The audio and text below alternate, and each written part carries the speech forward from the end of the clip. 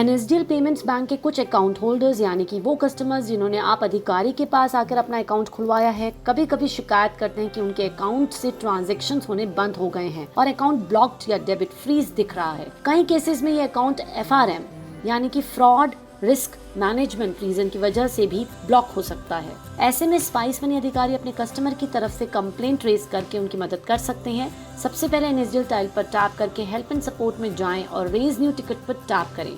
अब कस्टमर का email address और मोबाइल नंबर एंटर करें, बाकी डिटेल्स ऑटोमेटिकली फेच होकर आ जाएंगी। सर्विस में अकाउंट और सब सर्विस में अकाउंट नॉट एक्टिवेट सेलेक्ट करें। डिस्क्रिप्शन बॉक्स में माय अकाउंट इज ब्लॉक्ड लिखें और कस्टमर का अकाउंट नंबर मेंशन करें। इसके बाद टिकट सबमिट कर दें। बैंक की तरफ से आमतौर पर 7 से 10 वर्किंग डेज में रिस्पॉन्स प्राप्त होता है, जिसे आप रेस्पेक्टिव कस्टमर के लिए यहाँ जाकर देख सकते हैं। अगर बैंक को वेरिफिकेशन के लिए डॉक्यूमेंट्स की आवश्यकता होगी तो वह आपसे कुछ डॉक्यूमेंट्स मांगेगा। अधिकारी को कस्टमर के बिहाफ में उसका सेल्फ अटेस्टेड आधार कार्ड और self attested pan card upload करना होगा। साथ ही डिस्क्रिप्शन बॉक्स में दी गई डिटेल्स भी मेंशन करनी होंगी, जैसे कि सोर्स ऑफ फंड्स, पैसा कहां से आता है जैसे salary, business income, pension, government benefits या कोई अन्य source, annual income, current location, current profession, account का पर्पस जैसे बिजनेस, सैलरी या पर्सनल यूज। ध्यान रहे इन डिटेल्स के लिए अलग से कोई सपोर्टिंग डॉक्यूमेंट्स अपलोड करने की जरूरत नहीं है, सिर्फ ये जानकारी डिस्क्रिप्शन बॉक्स में मेंशन करनी है। अगर कस्टमर के पास पैन कार्ड अवेलेबल नहीं है तो आधार कार्ड की सेल्फ अटेस्टेड कॉपी अपलोड करें और एक ब्लैंक पेपर पर I don't have pan card लिखकर अपलोड कर दें।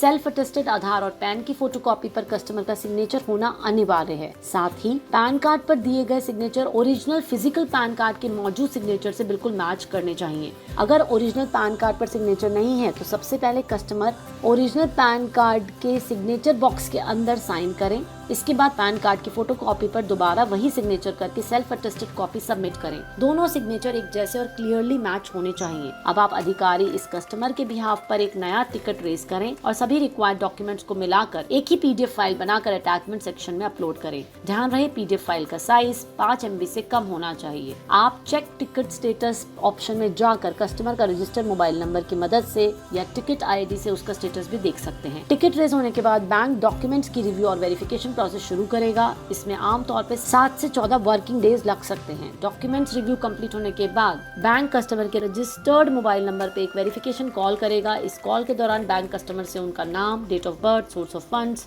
Annual income, current location, current profession और अकाउंट का पर्पस जैसे कुछ सामान्य प्रश्न पूछ सकता है। वेरिफिकेशन कॉल सफलतापूर्वक कंप्लीट होने के बाद आमतौर पर कस्टमर का अकाउंट 7 से 14 दिन के अंदर एक्टिवेट कर दिया जाता है। इसके बाद कस्टमर खुद से बैंक में कॉल करके अकाउंट का स्टेटस पता कर सकते हैं या फिर जीपी ऐप में चेक कर सकते हैं।